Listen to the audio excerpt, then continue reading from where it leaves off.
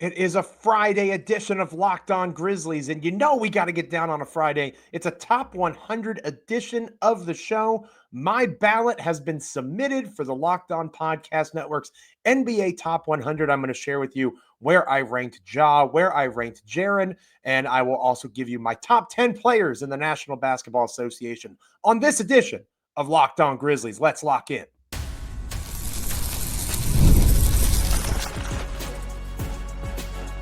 You are Locked On Grizzlies, your daily Memphis Grizzlies podcast, part of the Locked On Podcast Network, your team every day. It is Friday. Friday. You have got to get down on Friday. You know it. I know it. We're going to have fun. Looking forward to the weekend, as the wise philosopher Rebecca Black once said here on Locked On Grizzlies. It is I, Joe Mullinax. So happy to be back with you on this edition of the show. No to Michael Cole, my wonderful co-host, Memphis Grizzlies beat writer for the Commercial Appeal, as we joked about on our last episode. DeMichael is doubling down as a golf reporter this week. So the St. Jude Championship there in Memphis, amazing partnership with FedEx. Make sure you're checking that out if you're in Memphis, if you're in town this weekend. Tremendous cause. And if you're out on the golf course, shout out to Michael. Let him know how he looks in his golf swag covering for the Commercial Appeal. So shout out to DeMichael. Shout out to you for being with us on this edition of Locked On Grizzlies. Today's episode is brought to you by FanDuel. Right now, new customers can get $150 in bonus bets when your first $5 bet wins. We are free and available wherever you get podcasts. As proud members of the Locked On Podcast Network, your team each and every single day. Like, comment, rate, review, subscribe on Apple, Spotify, Amazon, Google, YouTube. Literally anywhere you get a podcast, you can get Locked On Grizzlies. Make sure that you're with us each and every time that an episode drops. Again, friendly reminder here in the dog days of August, a little bit lighter load, 3 to 4 episodes a week here in the month of August. This is a week where there's 3 episodes. If there's a breaking news thing or something like that, we'll certainly get on that topic. But again, a lighter content because of the dog days of the NBA offseason. So we don't want to disrespect our audience's intelligence. So every time an episode drops, we got something to talk about. And something that we got to talk about today is the NBA Locked On Top 100 Players.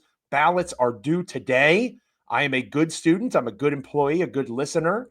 I got my ballot in early, a day early. Some people got it in earlier than that, but I got it in a day early, and I wanted to share with you some aspects of my top 100 list. And obviously next week, DeMichael can do the same. Might be similar, might be different. The whole reason that Locked On is doing this is we have grown so much as a network, thanks to you, our wonderful listeners and viewers, that we are in a position where we want to be one of those spots where people start their discourse about a list, right? Lots of different outlets have lists. We want to start that process on our end, and it's supposed to start a conversation, right? There might be something you agree with me on, disagree with me on. I have a sneaky suspicion some of you are going to think that I'm crazy one way or another when I unveil my balloting here. And again, I'm going to talk about the 2 best Memphis Grizzlies players, probably the only 2 players that are going to make the list, in Jaren Jackson Jr. and Ja Morant. And then to close out the show today, I'm going to give you my top 10. And maybe Ja's in there, maybe Jaren's in there, maybe not. You'll just have to hang around and wait over the next couple of segments and find out where I put these guys. But it's supposed to spark a conversation. Hit me up on X at Joe Mullinax. Let us know in the comments how you're feeling about these rankings. So again, we're going 1 through 100. And it was a pretty tedious, if I'm being honest, process. But I did enjoy it because, again, it tests how in tune you are with the NBA at large. And obviously you cross-reference your voting with other lists. And I got to admit, outside of a couple of exceptions, I was pretty in lockstep with a lot of them, okay? Give or take a ranking here or there. And we're going to start with the guy that I put first from the Memphis Grizzlies. I want to stress that. The first Memphis Grizzly on my list, Ja Morant. Now, on a previous episode, I explained why Ja is still higher than Jaren for me. I am fairly confident that when the network-wide list goes live, Jaren is going to be higher than Ja. That is how the Ringer currently has it, for example. I believe Jaren is number 25 or something on that list in the top 25 or 30. Ja is in like number 35 or something. So the Ringer, and I think other national outlets, are going to say that Jaren Jackson Jr. is the best player on the Memphis Grizzlies and Ja Morant is second best now. I disagree with that as somebody that follows the Grizzlies, as somebody that's covered them for over a decade. I think that you can certainly say Jaren's the best two-way player on the team. but the impact that Ja has offensively is seismic when he is at his best. And we are looking at these lists, unless somebody has a chronic ailment that may derail their career, like say like a Joel Embiid, right? The way that I'm looking at this list is if you're just injured, I'm not going to punish you for that, right? Like we'll talk more about my top 10 here in a little bit. You'll notice that there's going to be one name that I probably have higher than a lot of people do because I think he's become underrated at this point, and we'll get there at the end of the show. I think that you have to look at it through the lens of when they're competing at their highest level in the here and now, what are they capable of, right? Injuries aside, unless it's something like an Embiid situation. And that is why I put Ja Morant on my ballot for the NBA Top 100 for Locked On at number 16. He was number 16 on my list, right outside of the top 15. I have him just behind Anthony Davis and Kawhi Leonard, and I have him just in front of Jalen Williams and Karl Anthony Towns. Now, holy moly, right?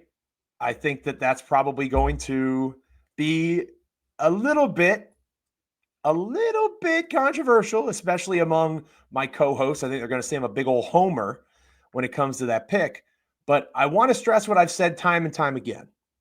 I saw what Ja Morant is capable of when he is at his best. I saw with my own eyes what Ja Morant did to the Oklahoma City Thunder in that Game 3, how he put together one of the best stretches of his career once Tumas Isalo took the reins of the Memphis Grizzlies. We have a sample size, a big enough one, where if Ja can stay on the court, and again, we're assuming the other guys can stay on the court, if Ja can stay on the court, there is no way that there are 20 players in the National Basketball Association better than him. As a scorer, as an assist creator and facilitator, engine of offense, however you want to phrase it, Ja Morant is one of the absolute best. Now, why do I have him at number 16 behind Anthony Davis and Kawhi Leonard? I think that the old guard of the NBA is still very much a part of the process. For the record, the way my rankings worked out, I had LeBron at 12, KD, Kevin Durant at 13, and then Anthony Davis and Kawhi. And AD is younger than those other three. But those four back to back to back to back. It's hard for me to put Ja in front of them if I use the same logic, right?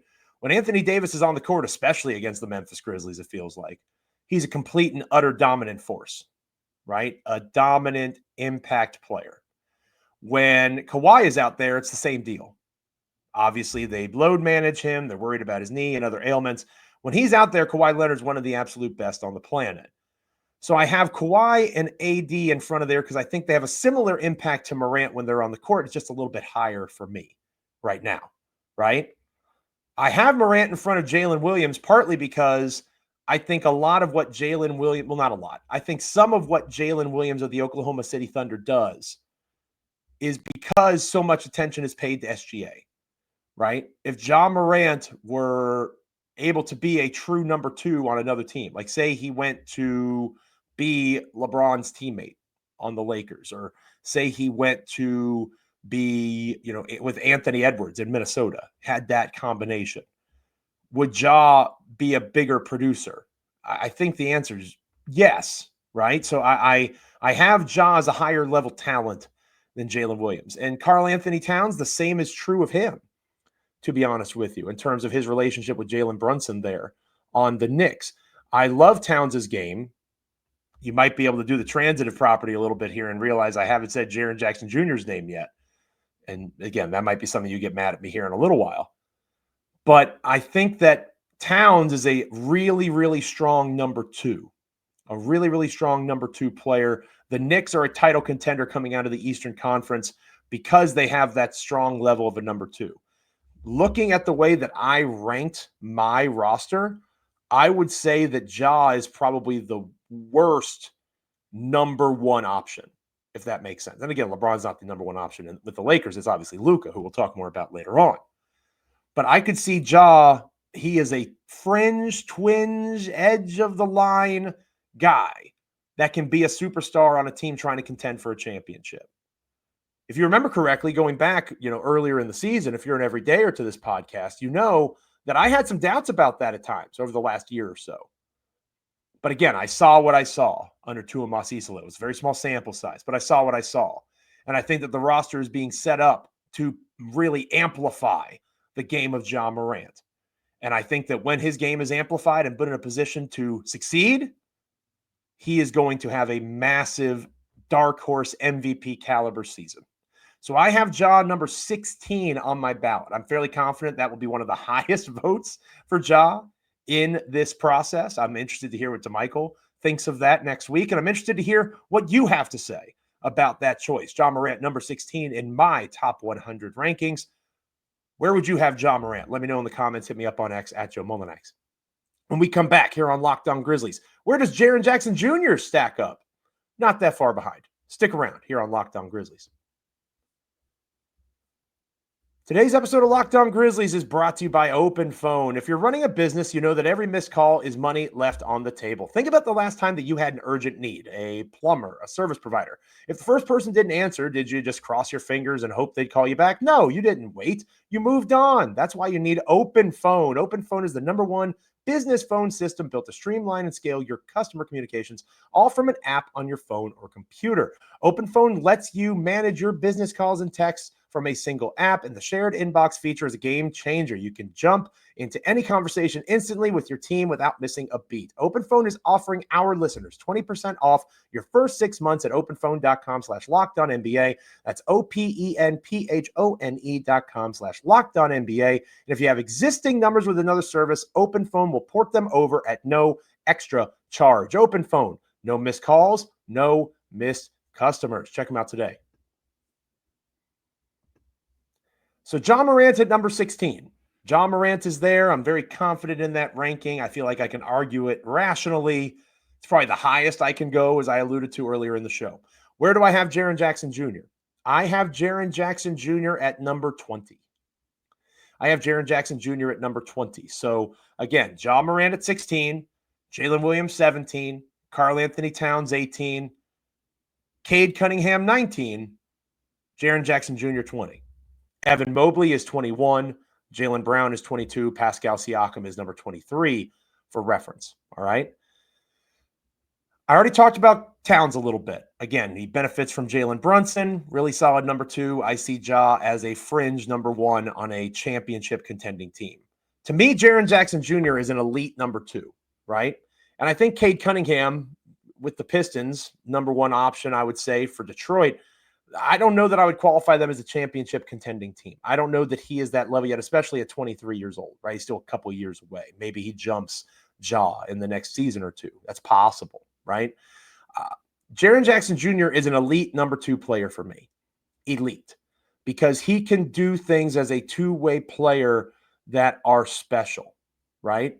I'm not saying that he is somebody that you put on the Washington Wizards and the Wizards can say, this guy is going to lead us to a championship. I don't think Jaren has that game, mostly because he can't facilitate on the offensive end. His game is too predictable there. Now, it can grow still, of course. He can develop and find space to be able to have his vision improved and be able to keep his eyes up on dribble penetration drives from the perimeter and find those open shooters, those cutters back door. He has that capacity. He just hasn't done it consistently yet. So the fact that he is an elite defensive player still, multiple all-NBA defensive teams, obviously a former defensive player of the year, he has that capacity, and he's grown so much over the last 2 seasons as an offensive weapon. He is like the Jalen Williams in terms of a big to me.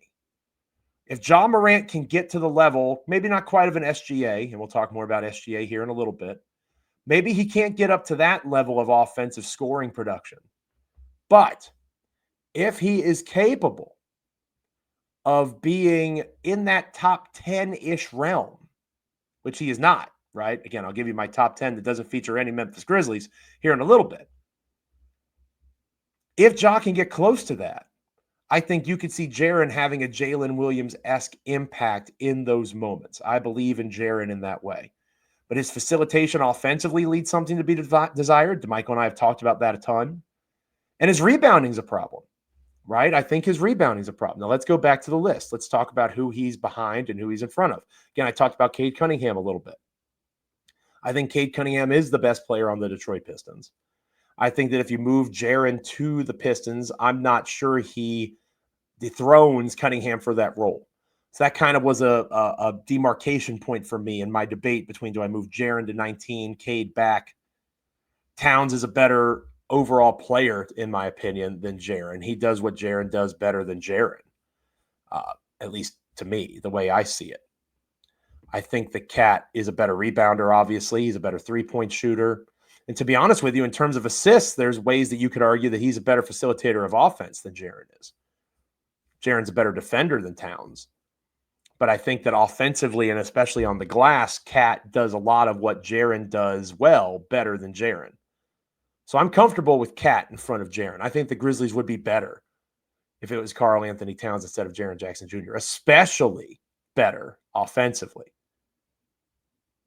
Cade Cunningham in that lead role, I don't think he unseats Cade in that spot in Detroit. So that's why I put him behind Cade.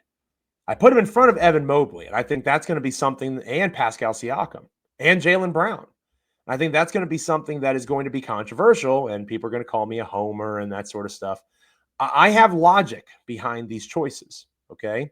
Now, obviously, Jaylen Brown, recent MVP of the finals.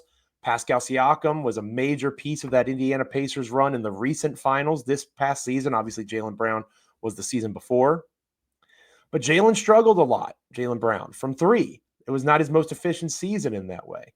Pascal Siakam caught fire there in the postseason, but it's not like it was something that he did in the regular season that really pushed them beyond and above their capabilities, right? The Pacers got hot. The Pacers had a legendary, epic run of closing out basketball games that I'm not sure can ever be replicated again. And then you go to Evan Mobley. And Evan Mobley is somebody that, some people, including the Ringer, have in front of Karl Anthony Towns. I think that so much of Mobley is projection. And I am going to contradict myself a little bit when I get to my top 10 list about that. Because if you were paid attention to our last episode of Locked On Grizzlies, I did that with a certain Southwest Division basketball team, and I'm going to do that with their best player as well. Evan Mobley is a really impressive defensive player, obviously.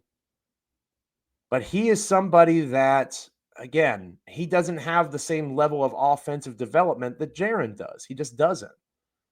He is a comparable defender. You can make a logical argument he's better than Jaren defensively, but he doesn't have the same nuance and layers to his offensive game. And if you took Donovan Mitchell away from Evan Mobley, would he be able to be the offensive player that Jaren is without Ja? I have real questions about that. Jaren has a lot of skills that are guard similar in terms of being a perimeter-based player. It's one of the reasons that so many of you get frustrated by him with his low rebounding numbers. He's 6'11", 245 pounds, but he doesn't rebound like a guy that has that size and frame. It's because so much of what he does on both ends of the court take him away from the paint. On the offensive end, he's one of the best isolation scorers in basketball. He does that starting out on the perimeter, not down in the low post. On the defensive end, he is best as a weak side help defender that comes up and defends at the rim. It's really difficult to defend at the rim on a shot off of dribble penetration or a cut off of a screen or a backdoor cut. It's really hard to do that and get the rebound at the same time. So what the Grizzlies have in the past under Taylor Jenkins, important to preface it with that, we have no idea what Tuomas Isalo is going to do with a full preseason. But it's important to acknowledge that Jaren, rebounding-wise, has not been asked to do what other bigs like Mobley and Karl Anthony Towns have been asked to do. Mobley is somebody that I look at his game and I think, again, he's a really good player, obviously in this conversation. And there's going to be a lot of people that have Mobley in front of Jaren. But I watched these last 2 years of Memphis Grizzlies basketball. A lot of these voters didn't. They're going to look at Jaren's numbers. That's what they're going to base it off of. I watched Jaren grow offensively in a way where he is a legitimate two-way star in the NBA, almost an all-NBA performer this past season. If the Grizzlies hadn't fallen apart in the second half of the year, he is an all-NBA performer. I think there's some recency bias, and there's also some, his numbers aren't as good as this other guy's. Give me the guy that If you watch tape, you can see impact the game at a high level on both ends of the floor. When he's by himself, if he has to be by himself. I'm not sure that you can say the same thing about Mobley. He hasn't really shown that to me. It's possible he can, and I'm not going to act like I watch all the Cavs games, but I've watched enough of Mobley to know he is not as good, in my opinion, as Jaren Jackson Jr. Let me know in the comments. Hit me up on X at Joe Mullinax. Do you agree with my ranking of Jaren? So again, I've got Jaren at number 20 in my top 100, Ja at number 16. Neither of them are in the top 10. I'm going to talk about who is my top 10 in our Locked On NBA top 100 rankings. Stick around here on Locked On Grizzlies. Today's episode of Locked On Grizzlies is brought to you by FanDuel. Summer sports are in full swing, and whether you're all about baseball under the lights, golf on the green, or high-stakes soccer action, FanDuel is the best way to make every game more exciting. You're already following along with the action. Why not make it a little more thrilling? With FanDuel, you can get in on the game while your friends are getting sunburned at the beach, the suckers. It's easy to use, fast to pay out, and makes even regular season games feel like must-watch events. Whether you're placing a same-game parlay or watching a bet ride into the ninth inning, FanDuel makes it feel like you are a part of the action. If you're new to FanDuel, new customers can bet just $5 and get $150 in bonus bets if your first bet wins. Open the FanDuel app today, right now. Go do it, or visit FanDuel.com to get started. Again, FanDuel.com. Go and get started today. Closing out this edition of Locked On Grizzlies, it is I, Joe Mullinax. So glad to have you with me on this Friday edition of the show. No to Michael Cole as he gets his golf on there in Memphis, Tennessee, with the golf tournament currently going on there in the city. I've been sharing my top 20-ish list with Locked On NBA's top 100 voting because that's where Jared and Ja fell. Ja Morant was at number 16 for me. Jaren Jackson Jr. at number 20. Remember, hit me up on X. Let me know in the comments how you feel about those rankings, too high, too low. Here is my top 10. All right. So again, it's not exactly the same as the Ringer or any of these other places. This is Joe Mullinax's list. This is the Mulla list, if you will. The Mullinax list of the top 10 players in the National Basketball Association. I mentioned a moment ago, starting at number 10, I talked about projection with Evan Mobley and that sort of thing. I'm being a little bit contradictory here because my number 10 player in the NBA is Victor Wembanyama. Now, if I'm being honest, as I was going through this process, just because I like to spite Tyrese Halliburton at times, despite how well he played in the playoffs and how elite he was in that space and how, terrible his injury is. I still struggle with putting Halliburton in front of Ja, which I did on this list, because I do think I have to be somewhat unbiased as a analyst of basketball in the loosest sense of the word. So Victor Wembanyama is at number 10 instead of somebody like LeBron James. I think LeBron could fit there if that's your whimsy, if that's how you feel. Wembanyama is just such an elite defender already. He literally could be the next 10 years.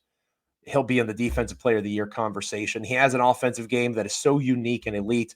Again, he does things that Jaren does really well, better than Jaren, and he's several years younger. So I think Wembanyama at 10. I went Jalen Brunson at 9 of the New York Knicks. Really crafty scorer, has such a great handle. Really fun to watch him play basketball. Love me some Jalen Brunson. I've got him at number 9. And again, him with Karl Anthony Towns is a great pairing. Donovan Mitchell at number 8. I think, again, there in Cleveland, I talked a little bit about how impactful he's been, how that might aid what Evan Mobley has been able to do.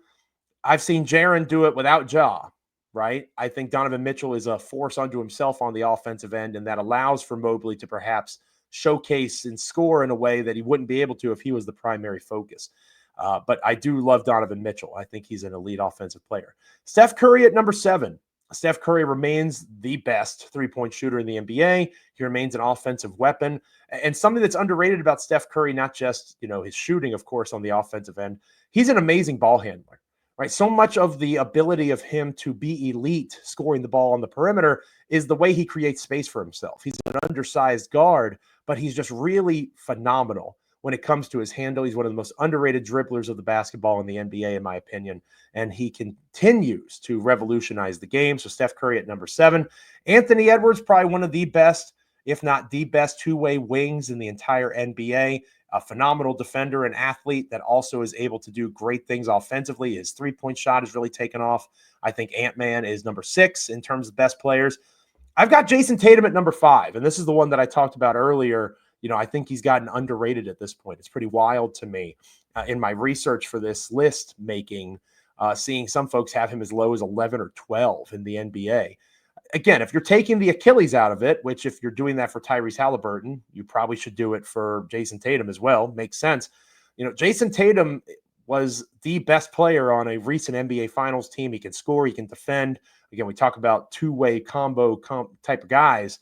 I would say Edwards is more of a wing and Tatum's more of a forward at this point. But Jason Tatum's, if Giannis Antetokounmpo didn't exist, I think Jason Tatum's probably the best combo forward in the game. So number 5 for Jason Tatum. I'm very confident in that ranking. Number 4, I've got Luka Doncic. Still irks me that trade occurred. The Dallas Mavericks might have a team that can contend a little bit more in the here and now. I need to see it first, to be honest with you. But Luka, at his age, doing what he does, being a top 5 player, a phenomenal offensive weapon, regardless of his conditioning, looks like he's in better shape, but just a really impressive offensive player, one of the best maybe of all time already. Offensively in particular, I want to stress. Just an elite offensive weapon, certainly one of the best young players that the league has ever seen. Giannis at number 3. I think that we underappreciate Giannis's greatness. He is tremendous on both ends of the court. He's a force of nature. You know exactly what he's going to do on offense, and you can't stop it. He's an elite player in terms of eating the glass, rebounding, defending, just a really impressive all-around player that despite his limitations from beyond the arc, you still can't stop him. And again, he's really grown as a facilitator, his offense as well. He can play any position on the court just about. SGA at number 2, the reigning MVP, having one of the best seasons and best years that anybody's ever had in the history of basketball. SGA deserves every accolade, a tremendous scorer, the catalyst for the amazing season that the Oklahoma City Thunder just wrapped up with a championship. But I've still got him behind number 1, the Joker, Nikola Jokic. Again, talk about being underappreciated. This is a guy who has had several seasons in a row, some of the most impressive statistical seasons, especially analytically, in the history of the National Basketball Association. The Joker, again, you're never going to mistake him for a defensive wunderkind, but he is, it's like watching a master conductor. It's like watching somebody orchestrating a symphony. And he just has complete and total control of the game, especially on the offensive end. Elite touch, elite vision. He does things that very few people in the history of basketball have ever done. So Nikola Jokic is number 1 for me. So again, my top 10 is Jokic, SGA, Giannis, Luka Doncic, Jason Tatum, Anthony Edwards, Steph Curry, Donovan Mitchell, Jalen Brunson, and then Victor Wembanyama. That is my top 10 in the National Basketball Association. How did I do? Do you agree? Disagree? Do you think I'm an idiot? Do you think I'm brilliant? Let me know in the comments. Hit me up on X. Again, one of the reasons we're doing this here at Locked On NBA is we're trying to start conversations. We're trying to begin dialogues here. All right, so let's hear what you have to say about the voting. I want to stress this is my ballot, okay? The official list, when that comes out, obviously we'll talk more about that at that time. Thank you so much for being with me on this edition of Locked On Grizzlies. It is much appreciated. Thanks for making us your first listen today. For your second listen, find the Locked On NBA podcast where there is no offseason. Doug, Matt, and Hayes keep you up to date on contract negotiations, rumors, and everything that you need to be the most informed NBA fan. Find Locked On NBA on YouTube or wherever you listen to podcasts, part of the Locked On Podcast Network, your team every day.